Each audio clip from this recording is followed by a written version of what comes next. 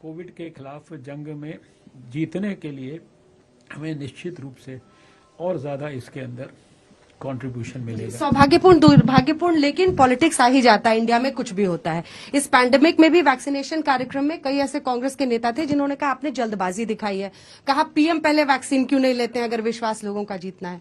इस पर क्या देखिए, देखने का नजरिया है। वैक्सीन क्या है, किसी की बेहतर सुरक्षा के लिए है। अगर मैं स्वार्थी हो जाऊं तो मैं सोचूंगा कि सबसे तो इंतजाम कर लेता जब वैक्सीन आई गई है। ये भी सोच हो सकती थी प्रधानमंत्री जी की, लेकिन उन्होंने सोच क्या देश के सामने रखी कि सबसे पहले जिन लोगों ने हम सबके प्राण की रक्षा करने का काम किया उनकी हमें सुरक्षा करनी है। उसमें भी उन्होंने कहा कि जब शुरू करना हो तो जो कोई सैनिटेशन वर्कर है या जिसने सबसे ज्यादा तकलीफ दे काम किया उसकी चिंता करो। अब जहां तक राजनीतिक सोच और राजनीतिक सोच से प्रेरित जो राजनीतिक बयान है, इनके बारे में कमेंट करना ना तो मैं जरूरी समझता, ना ही ये उचित है।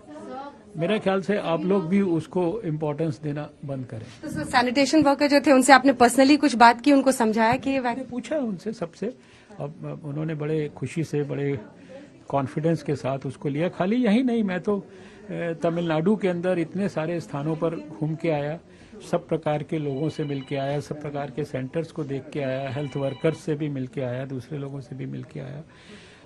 जिसे कहते हैं कि उत्साह की पराकाष्ठा, सेटिस्फैक्शन की पराकाष्ठा और खुशी की पराकाष्ठा, ये सब कुछ है। और सारे देश के लोग मोदी जी को धन्यवाद कर रहे हैं कि उन्होंने इस कोविड के खिलाफ जंग को इतनी खूबसूरती से, इतनी बहादुरी से, इतने धैर्य से और इतने विवेक से लड़ा है। और अब हमें नजर आ रहा है।